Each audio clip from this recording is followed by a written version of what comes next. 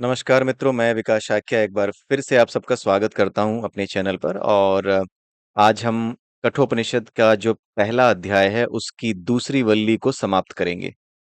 जो कुछ भी इसमें बचा हुआ था दूसरी वल्ली में वो आज हम डिस्कस करने जा रहे हैं। तो आपको पता है कि जो यम है वो अब आत्मा के विषय में नचिकेता को बताना शुरू कर चुके हैं। इसका जो मेटाफरिक मीनिंग है हम पहले ही समझ चुके हैं। ये जो यम नचिकेता को बता रहे हैं ये एक कहानी के माध्यम से आपके सामने है। ऐसा लग रहा है जैसे दो लोग आपस में बातें कर रहे हैं, लेकिन असल में जो बात है वो साधक के स्तर पर, एक योगी के स्तर पर ये है कि जब एक योगी नचिकेता अग्नि में होता है, यानी उसका जो एनर्जी कॉन्फ़िगरेशन है वो उस लेवल पे होता है जिसे कि नचिकेता अग्नि कहते हैं। अग्नि क्या है? अग्नि ही क्या है? प्रेरक है। जैसे पेट में खाना पचाने का काम अग्नि ही करती है, उसको जठराग्नि कहते हैं। साइंस की भाषा में उसे हाइड्रोक्लोरिक एसिड कहते हैं। उसी तरीके से हमारे भीतर जो एक विशेष प्रकार की अग्नि होती है जो कि इस ज्ञान को किस ज्ञान को, जो आध्यात्मिक ज्ञान है, जो अपने वास्तविक स्वरूप का ज्ञान है, उस ज्ञान को लेने के लिए जब हम तैयार हो जाते हैं तो वो जो स्थिति होती है हमारे शरीर की, हमारी ऊर्जा की, हमारा जो एनर्जी कॉन्फ़िगरेशन उस समय होता है, उस एनर्जी कॉन्फ़िगरेशन को स्पेसिफिक नाम दिया गया है शास्त्रों में। उसे क्या कहते हैं? उसे नचिकेता अग्नि कहते हैं। ठीक है, नाचिकेत या फिर नचिकेता अग्नि कहते हैं। तो यहाँ पर जो नचिकेता अग्नि है वो साधक के पर्सपेक्टिव से आप समझिए कि साधक के पर्सपेक्टिव से नचिकेता क्या है? उसका एनर्जी कॉन्फ़िगरेशन है जो कि आत्मा को जानना चाहता है, इस लायक हो चुका है कि अपने वास्तविक स्वरूप को, अपने बोध को जानने के लिए अब तैयार है। ठीक है? और उसकी बातचीत किससे हो रही है? यम से। यानी कि ऐसी स्थिति में जो साधक होता है वो मृत्यु के रहस्य को जान जाता है। मृत्यु के बाद क्या होता है, मृत्यु है क्या, इन चीजों को जान जाता है। इसी को कहते हैं कि मृत्यु से बातचीत होने लगी है। मेटाफरिक वे है बताने का। मतलब एक साधक, एक मेडिटेशन करने वाला इस स्टेज में आ गया है कि अब वो अपने भीतर एक ऐसी एनर्जी कॉन्फ़िगरेशन को लेके बैठा है जो उसके वास्तविक स्वरूप का बोध, यानी उसका जो वास्तविक स्वरूप है, जो उसका आत्म स्वरूप है, उसका बोध करा सकती है, उस स्थिति में बैठा है। और इस स्थिति में आने पर वो व्यक्ति मृत्यु के रहस्य को जान जाता है, यानी मृत्यु से बातचीत करने लगता है। उसकी मॉडस ऑपरेंडी क्या है मृत्यु की, वो समझ जाता है। और उसके बाद यहाँ पर जो बातचीत यम कर रहे हैं ना, ये बात उसे आवाज़ों के रूप में नहीं सुनाई देती। ऐसा नहीं है कि कोई आवाज़ों के रूप में उसे बातें सुनाई देती हैं, बल्कि होता ये है कि बिना कहे ही उसे मृत्यु का, यानी इस एलिमेंट का जिसे मृत्यु कहते हैं, इस मॉडस ऑपरेंडी का जिसे मृत्यु कहते हैं, उसका पूरा रहस्य समझ में आने लगता है। जब वो समझ में आने लगता है, एक-एक करके परत दर परत उसका रहस्य खुलने लगता है, तो इसी को कहा जाता है कि यम जो है, वो नचिकेता से क्या कर रहा है? बात कर रहा है। ठीक है? दोबारा सुन लीजिएगा इस वीडियो को अगर आपको थोड़ी-सी दिक्कत हो रही है इस लैंग्वेज को समझने में, क्योंकि बड़ी ही मेटाफरिक लैंग्वेज में ये पूरा का पूरा शास्त्र हमारे लिखे गए हैं। और अभी जो बात मैं कर रहा हूँ, वो मेटाफरिक वे में ही जो लिखी गई है उसको सरल शब्दों में जितना भी मैं सरल कर सकता हूँ अपनी समझ के अनुसार उतना सरल करने की कोशिश कर रहा हूँ। ठीक है? लेकिन अगर सफल नहीं हो पा रहा है इस कोशिश में तो मुझे माफ कीजिएगा, लेकिन अगर आप इसे दोबारा तिबारा अगर देखेंगे, सुनेंगे ना एक ही बात को, तो आपको समझ में आ जाएगा कि कहा क्या जा रहा है। ठीक है? आप इसको दोबारा सुन लीजिएगा। सारांश के लिए, समरी के लिए मैं एक बार फिर बता देता हूँ आपको। नचिकेता आपका एनर्जी कॉन्फ़िगरेशन है। ये वो एनर्जी कॉन्फ़िगरेशन है जो आपकी बॉडी में तब एक्टिव हो जाता है जब आप अपने आत्मबोध को जानने के लिए, यानी उस लायक बन जाते हो जहां पर अब आप उस आत्मबोध को, यानी उस एनर्जी को, जिसे परमात्मा कहते हैं, परम ऊर्जा कहते हैं, उस एनर्जी के साथ, उस परम चेतना के साथ, उस एनर्जी के साथ ट्यून होने को आप रेडी हो। ठीक है? अब आप रेडी हो उससे ट्यून होने के लिए। इस स्थिति को नचिकेता कहते हैं। और जब आपकी स्थिति को नचिकेता कहते हैं, आपकी एनर्जी कॉन्फ़िगरेशन को नचिकेता कहते हैं। और इस स्थिति में जब आप आते हैं तो आप मृत्यु के विषय में, यानी मृत्यु क्या है, मृत्यु एक मॉडस ऑपरेंडी है इस नेचर की, जिसको काल कहते हैं, उस काल की मॉडस ऑपरेंडी में मृत्यु आती है। वो मृत्यु क्या है, कैसे काम करती है, ये सब आपको पता लगने लगता है। ठीक है? वैसे ही जैसे न्यूटन को ये पता लग गया धरती पे बैठे-बैठे ही कि पूरे ब्रह्मांड में जितनी भी 2 चीज़ें हैं वो आपस में एक-दूसरे को खींचती हैं। धरती पे बैठा था तो धरती की बात करता ना, वो तो पूरे ब्रह्मांड की बात करने लगा। और वो सत्य भी है। आज की डेट में उसके फ़ॉर्मूले से 2 ग्रहों के बीच की जो एक अट्रैक्शन फ़ोर्स है उसको निकाल करके, ग्रेविटेशन को निकाल करके चंद्रमा पे कितना ग्रेविटेशन होगा, दूसरे ग्रहों पे कितना ग्रेविटेशन होगा, ये सारी चीज़ें उस फ़ॉर्मूले से एग्ज़ैक्टली सही निकाली जा सकती हैं। और वैज्ञानिकों ने ये प्रमाणित भी किया है, क्योंकि दूसरे ग्रहों पे वो भेजते हैं चंद्रयान और ये सारी चीजें, अपने यान भेजते हैं। राइट? इसका मतलब है कि वो इस चीज को जानते हैं, तभी तो भेज पाते हैं। इसका मतलब है कि जो कुछ न्यूटन ने बताया था वो सत्य था। इसी प्रकार से जो ज्ञान होता है, मृत्यु का ज्ञान होता है, ये अपने आप आपके भीतर प्रकट होने लगता है, आपको पता लगने लगता है। इसी पता लगने को कहा जाता है कि मृत्यु आपसे बात कर रही है, वो अपने रहस्य बता रही है। ठीक है? इसी को कहा जाता है।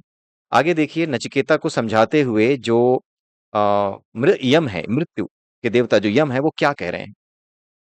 इसमें बहुत सी चीजें ऐसी बताई गई हैं जो भगवत गीता में आपने पढ़ी होंगी। जैसे यहाँ पे सबसे ऊपर जो श्लोक है जिसका अर्थ यहाँ पे लिखा हुआ है वो ये है कि जो इसे मारने वाला समझता है या ऐसा समझता है कि ये मारा जा सकता है, वो दोनों ही इसे सही से नहीं समझते, क्योंकि ना तो इसे मारा जा सकता है ना ही ये किसी को मारता है।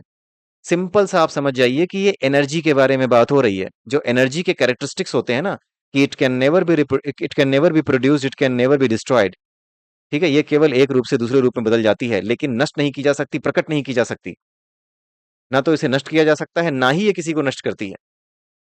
ठीक है? ना ही ये किसी को नष्ट करती है, ना ही ये नष्ट की जा सकती है।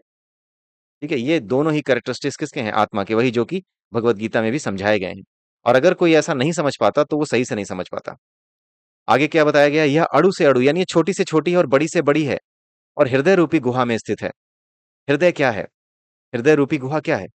हृदय का मतलब क्या है? हृदय एक ऐसी स्थिति है, हृदय की गुहा का मतलब यानी हृदय की गुफा एक ऐसी स्थिति है जहां पे आप भावनाओं के स्तर पर आ जाते हो।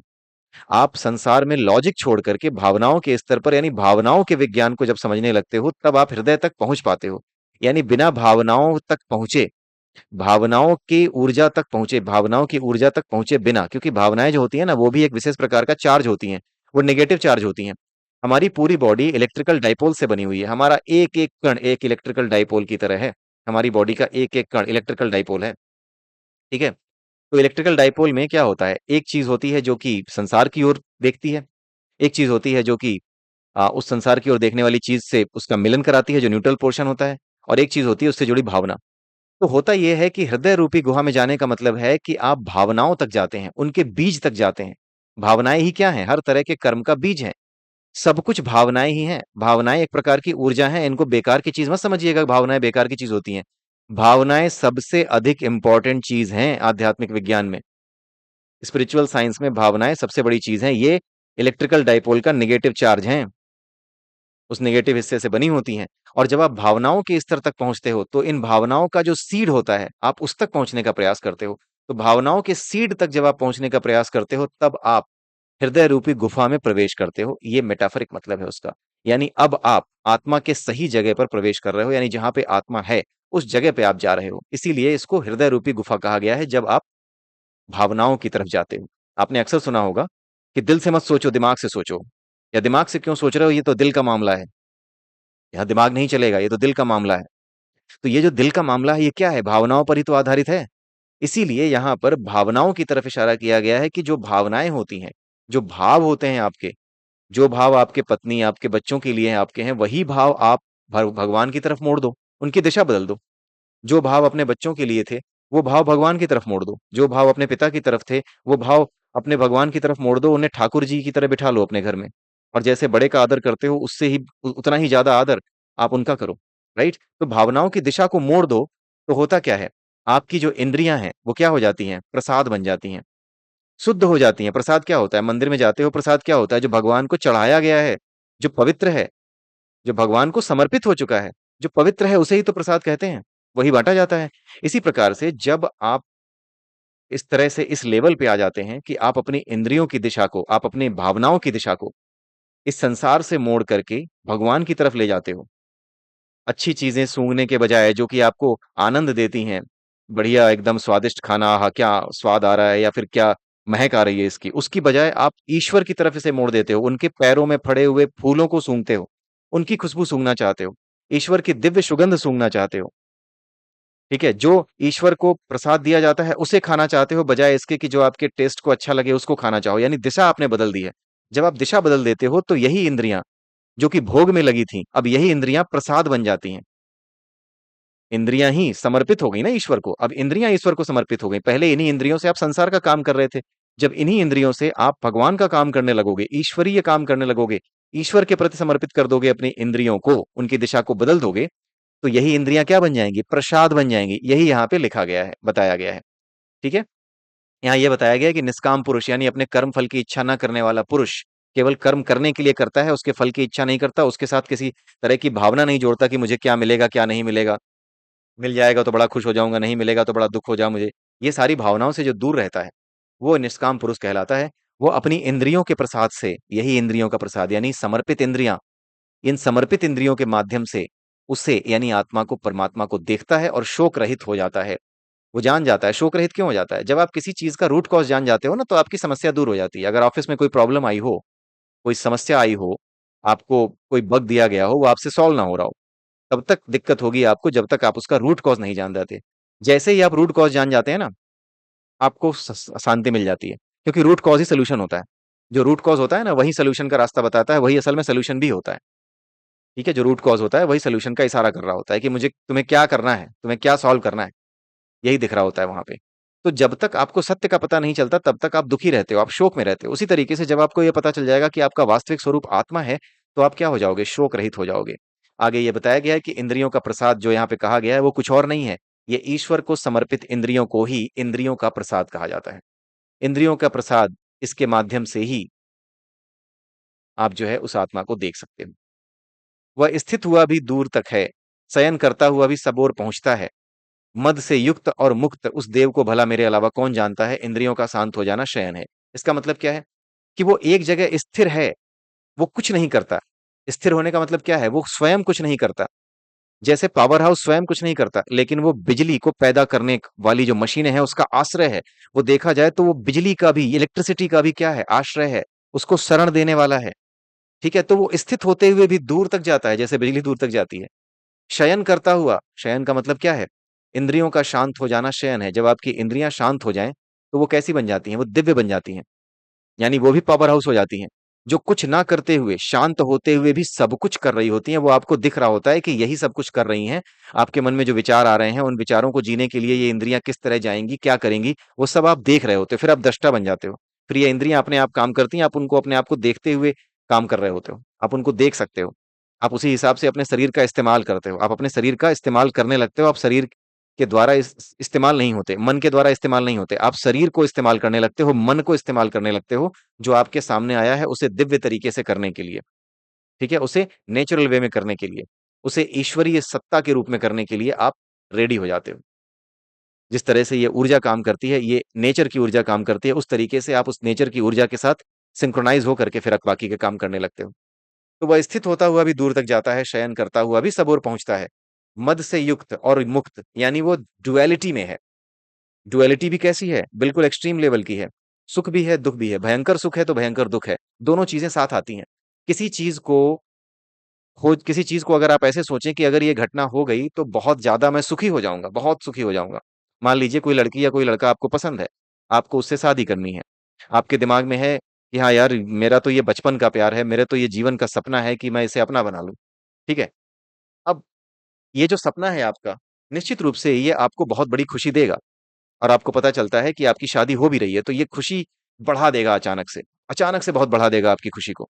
जितनी ज्यादा ये खुशी बढ़ेगी, उतना ही ज्यादा अगर कोई अप्रत्याशित या अनएक्सपेक्टेड इवेंट होती है तो उतना ही ज्यादा दुख आपको मिलेगा। जैसे शादी के बाद वही व्यक्ति अगर आपको दुख देने लगता है, जितना सुख आप उसमें मान रहे थे उतना ही ज्यादा दुख आपको उससे मिलने लगता है, तो वो दुख कितना बड़ा होगा? उतना ही इंटेंसिटी का होगा जितना ज्यादा आप अपने आप को सुखी महसूस कर रहे थे उसको पाने के बाद। तो दुख और सुख दोनों ही एक साथ एक पैकेट में आते हैं इस संसार में।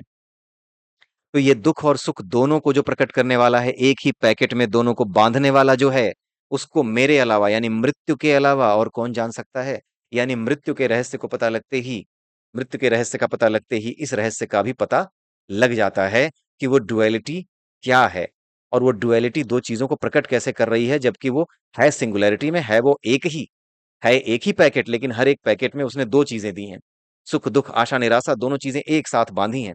ये कैसे बंधती हैं, कौन सी ऊर्जा है, कौन सी एनर्जी है जो ये काम कराती है, वो सब ज्ञान, वो सारा नॉलेज मृत्यु के अलावा कोई नहीं जानता। यानी मृत्यु को जब आप जान जाते हैं, मृत्यु को जब आप देख पाते हैं, जब आप मृत्यु की मॉडस ऑपरेंडी समझ जाते हैं, उसकी क्रियाविधि समझ जाते हैं, तो आपको ये अपने आप समझ में आने लगता है। ठीक है। इंद्रियों का शांत हो जाना ही शयन है। शयन करने का मतलब क्या होता है? स्लीपिंग। ठीक है। तो इंद्रियों का शांत हो जाना ही शयन है। वह नित्यों में अनित्य और शरीरों में शरीर रहित है। ये तो हम कई कितनी बार पढ़ चुके हैं कि जो नित्य है उसमें वो अनित्य है, और जो शरीर है उसमें वो शरीर रहित है। नित्यों में अनित्य का क्या मतलब है? नित्य क्या है? नित्य ये क्या है? जो नित्य है, जो हमेशा रहते दिखाई देते हैं हमें, उनमें भी वो अनित्य है। वो हमेशा उनमें नहीं रहता। और जो शरीर है, जिनमें वो दिखाई देता है कि हाँ शरीर के रूप में वो प्रकट है ऊर्जा, वो फिर भी शरीर से रहित है। वो बिना शरीर के भी आश्रय पाती है, क्योंकि जब आप सपने देखते हो तो कौन सा शरीर चाहिए उस सपने में जाने के लिए? आपको वो सपना भी असली लगता है, ऐसा लगता ही नहीं कि कुछ नकली है, सब कुछ सही चलता हुआ महसूस होता है। तो शरीरों में शरीर रहित है, और नित्य जो चीजें हमें नित्य लगती हैं, उन चीजों में भी वो अनित्य है। नित्य कौन सी चीजें लगती हैं? जैसे सूरज है, चांद है, लगता है ये तो हमेशा से हमेशा रहेंगे। नहीं नहीं, वो भी हमेशा से नहीं है। वो नित्य जो दिख रहे हैं ना, हमारे अस्तित्व से अलग जो नित्य दिख रहे हैं, वो भी, उनमें भी वो अनित्य की तरह ही है। साधक इसी आत्मा का वर्ण करके ही इसी आत्मा को ही जानता है। यानी साधक अगर इस आत्मा को जानना चाहता है, तो उसे इस आत्मा का ही वर्ण करना है, किसी और चीज का वर्ण नहीं करना है। कोई और सिद्धि प्राप्त नहीं करनी है, किसी और तरफ नहीं जाना है कि कुछ और समझ लें, कोई विधि समझ लें, कोई मंत्र समझ लें, उसकी तरफ नहीं जाना है। सीधा लक्ष्य ही आत्मा को बनाना है। लक्ष्य ही आत्मा को बनाना है। आत्मा के अलावा जो किसी और चीज को लक्ष्य बनाता है वो सफल नहीं होता। आत्मा को ही जो लक्ष्य बनाता है, उसी को चुन करके कि हाँ मैं इसी को लक्ष्य बना रहा हूं, जब वो उसको ही लक्ष्य बनाता है, तभी वो आत्मा को जान पाता है, उसके प्रति समर्पित होकर के। इसका मतलब कि जिसे जानना है आत्मा, वो भी वही है, और जिसके द्वारा उसे जाना जाना है वो भी आत्मा ही है। यानी आत्मा ज्ञाता भी है और ज्ञेय भी है। ज्ञाता नहीं, ज्ञान भी है और ज्ञेय भी है। अभी की स्थिति में, जब अभी की स्थिति की बात हो रही है, जब साधक उसको जानना चाह रहा है, तो उस स्थिति में जो आत्मा है उसी को ज्ञान का साधन भी बनाना है, और आत्मा ही ज्ञान भी है। ज्ञान का साधन भी वही है और ज्ञान भी वही है। जैसे योग, योग का जो मेथड होता है, योग की जो विधियां होती हैं, वो भी योग ही हैं। और योग का जो लक्ष्य है, ट्यून हो जाना, परमानेंटली ट्यून हो जाना परमात्मा के साथ, वो भी क्या है? योग ही है। तो योग का लक्ष्य भी योग है और योग का मार्ग भी योग है। उसी प्रकार से आत्मा का लक्ष्य भी आत्मा है। आत्मा का लक्ष्य भी आत्मा है, आत्मा को जानने का लक्ष्य भी आत्मा है। आत्मा ही ज्ञान है, और आत्मा ही ज्ञान को जानने का साधन भी है। तो आत्मा ही ज्ञान और आत्मा ही ज्ञेय दोनों है। और अंत में जब दोनों चीजें वो जान जाता है, व्यक्ति जानने वाला जब जान जाता है, जिसको जानना है, जो जानना चाहता है, जब वो इन दोनों चीजों को जान जाता है कि ज्ञान क्या है और ज्ञेय क्या है, तो असल में वो भी उसके साथ एक हो जाता है। यानी ज्ञाता, ज्ञान और ज्ञेय, ये तीनों एक हो जाते हैं अंत में। और अंत में वो उसी आत्मा के स्वरूप में मुक्त हो जाता है, उसी आत्मा के स्वरूप में चला जाता है, और वो भी मुक्त हो जाता है। क्योंकि ज्ञाता भी ज्ञान से अलग नहीं है, और वो ज्ञेय से भी अलग नहीं है। तीनों चीजें एक ही हैं। वो भी उसी से बना है, जो जानना चाहता है ना, वो भी उसी से बना है।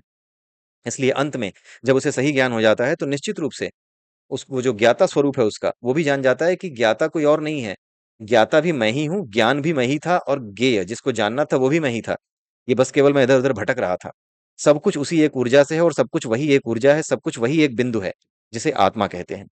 उसी से ज्ञाता है, यानी मैं हूं, उसी से ज्ञान है, यानी जिसे मुझे जानना था, और वही से ज्ञेय है, यानी जिसके माध्यम से मुझे जानना था। वो तीनों चीजें एक ही हैं। ठीक है, ये समझ में आने लगता है। ये अनुभव की बातें हैं। अभी यहाँ पर केवल पढ़ करके आप इसको नहीं जान सकते। ये मत समझिए कि हाँ पढ़ करके इसको बिल्कुल याद करके रट लेना ना। ये साधकों का लाइट हाउस है केवल।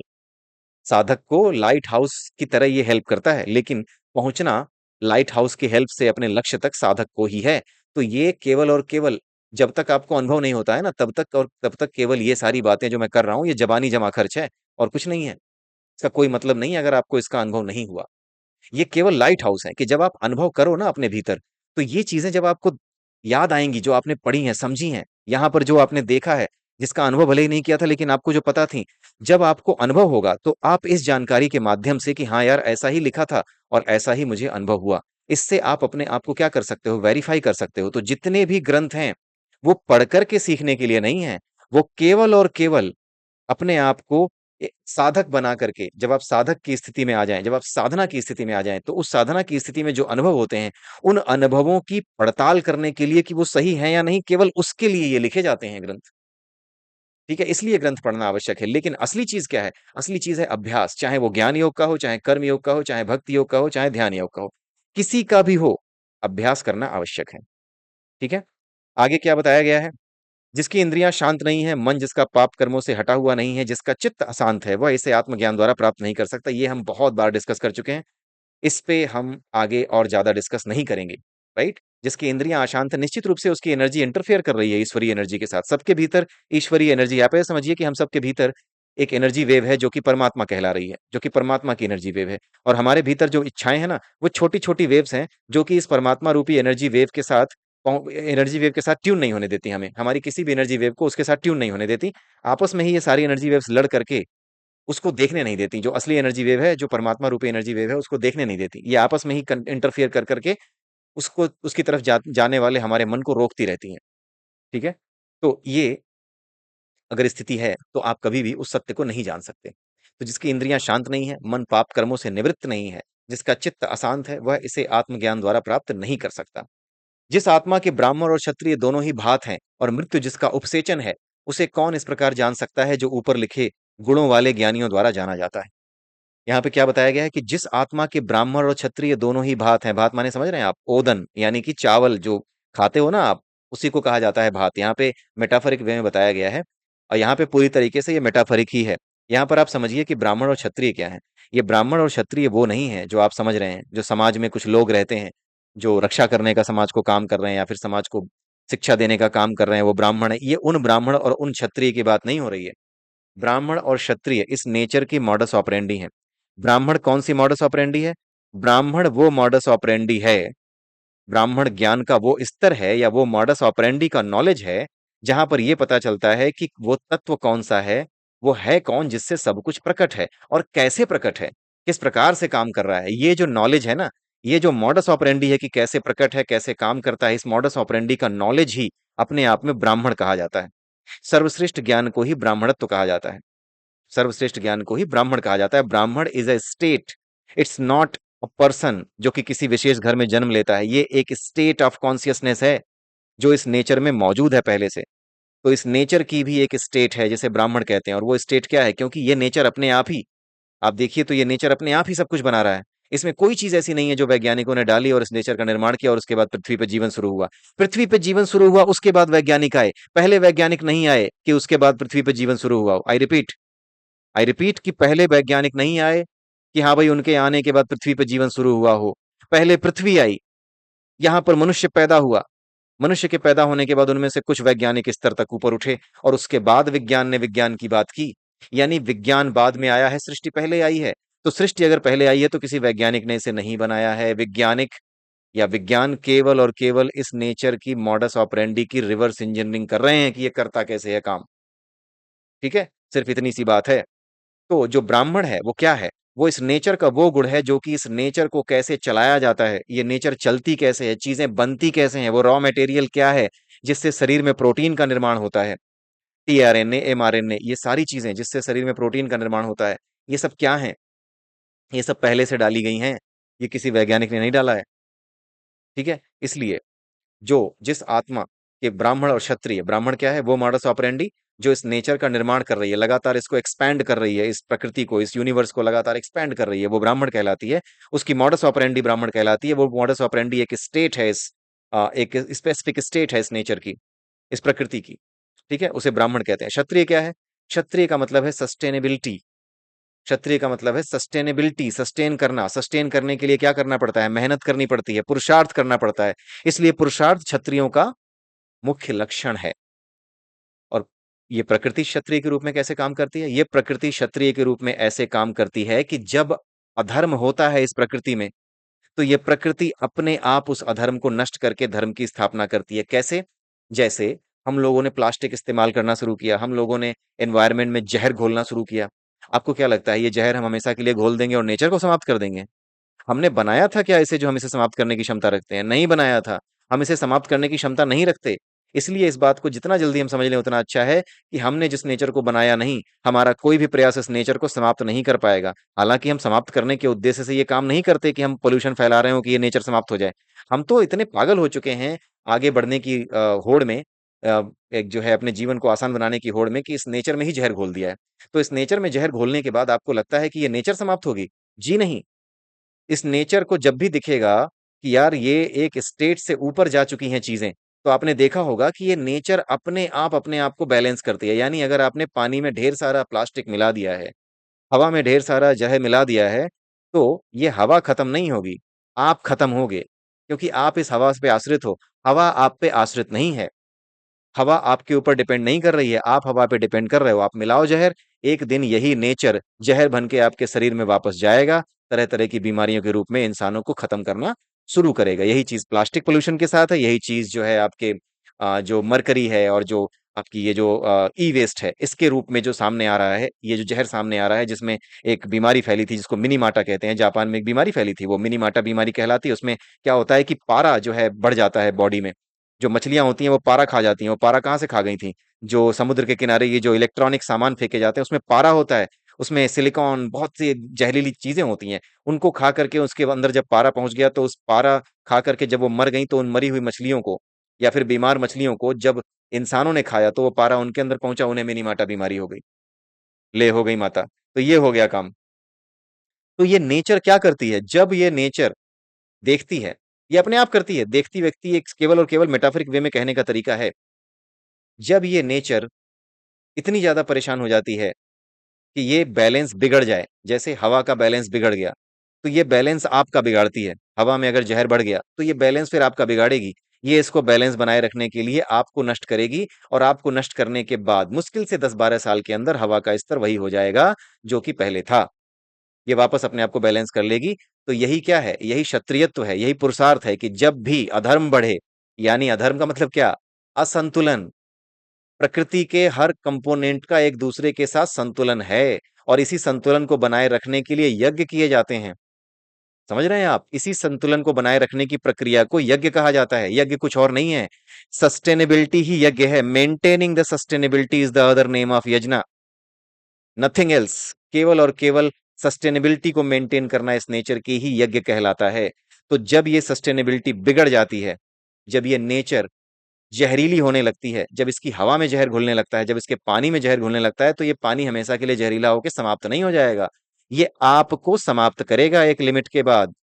वो लिमिट क्या है? वो लिमिट ही अधर्म की सीमा कहलाती है। तो जब तक अधर्म सीमा तक नहीं पहुंचता, तब तक ये आपको नष्ट करना शुरू नहीं करती, और अब धीरे धीरे इसने नष्ट करना शुरू कर दिया है। लोगों को बीमारियां लगने लगी हैं। तो ये नेचर किस तरह से काम करती है? ये नेचर सस्टेन करने का, रक्षा करने का काम करती है, सभी कंपोनेंट्स के बीच में संतुलन बनाए रखने का काम करती है। वही जो भगवान कृष्ण ने भगवत गीता में कहा कि जब संतुलन बिगड़ता है धर्म और अधर्म का, तब मैं आता हूं।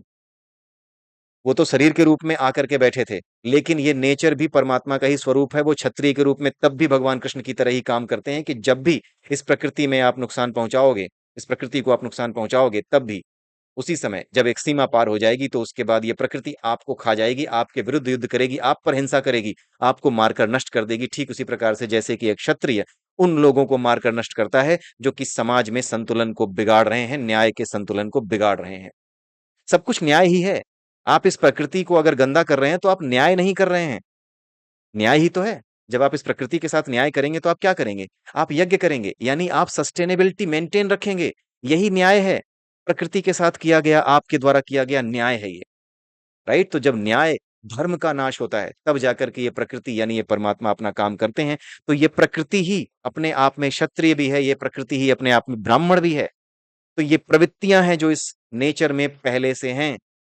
अब यहाँ पर ये बताया गया है कि ये जो बनाने वाले और ये रक्षा करने वाले, ये जो दो मेन जो नेचुरल टेंडेंसीज हैं इस नेचर की, ये दोनों भी एक दिन समाप्त हो जाती हैं, क्योंकि जिस परब्रह्म से ये चीजें प्रकट हैं, वो परब्रह्म अपने आप में इनको एक दिन समेट लेता है। यानी वो गॉड पार्टिकल अभी जो फैल रहा है इनफाइनाइट फॉर्म में, वो अंत में एक इनफाइनाइट डेंसिटी वाला पार्टिकल बन जाता है, गॉड पार्टिकल जिसको कहते हैं। वो अपने भीतर ही इन सबको रख लेता है। यही ब्राह्मणत्व, यही क्षत्रियत्व जो कुछ प्रकट है इस नेचर में, ये सब उसी एक चीज से आया है। केवल उसकी संकल्पना है, उसके साइड इफेक्ट हैं, और कुछ नहीं है। उसी बिग बैंग के बाद, जो कि बिग बैंग उसमें हुआ, जो कि गॉड पार्टिकल है, गॉड पार्टिकल में जो बिग बैंग हुआ, उस बिग बैंग का जो साइड इफेक्ट है, वही साइड इफेक्ट ब्राह्मणत्व, क्षत्रियत्व इस रूप में सामने आता है। द्वैत, अद्वैत इन सब विचारों के रूप में सामने आता है। कर्म, अकर्म, विकर्म, ठीक है, पाप, पुण्य, मन, बुद्धि, अहंकार, ये सब उसके साइड इफेक्ट हैं, उस विस्फोट के साइड इफेक्ट हैं, और कुछ नहीं है। और वो साइड इफेक्ट बड़े ही मेंटेन्ड है, ऑर्गेनाइज्ड है। ठीक है? और उसी वजह से ये सृष्टि चलती है, उस ऑर्गेनाइज्ड वे में ही चलती है। तो यहाँ पर ये बताया गया है कि ये जो आत्मा है, ये दोनों को ही खा भी जाती है, लास्ट में इनको निगल भी जाती है। ब्राह्मणत्व और क्षत्रियत्व दोनों ही गुण जो कि इस प्रकृति के हैं, इन दोनों को निगल जाती है। ठीक है? भात यानी चावल समझ के, अपना भोजन समझ के खा जाती है। और मृत्यु, जिसका उपसेचन है। और केवल खाती नहीं है, भात की तरह नहीं खाती है, भात के साथ जो है साना जाता है किसको? पुराने समय में भात के साथ जो है ये जो वो होता है ना साग, साग खाया जाता था। तो यहाँ पे यही बताया जा रहा है कि ब्राह्मण और क्षत्रिय दोनों ही इसके भात हैं, ये तो चावल हैं इसके। लेकिन इस चावल को जिसके साथ ये लपेट के खाती है ना आत्मा, वो कुछ और नहीं है, वो मृत्यु है, यानी वो मैं हूँ, यानी यम हूँ। वो मेरे साथ ही खाती है इसको, यानी मुझे भी खा जाती है। ये आत्मा मुझे भी एक दिन खा जाती है, मृत्यु नाम की चीज भी एक दिन समाप्त हो जाती है, जब सारी चीजें वापस उसी गॉड पार्टिकल में कंडेंस होकर के इनफाइनाइट डेंसिटी वाला पार्टिकल, जिसको गॉड पार्टिकल कहते हैं या परब्रह्म कहते हैं, वो बन जाता है तब।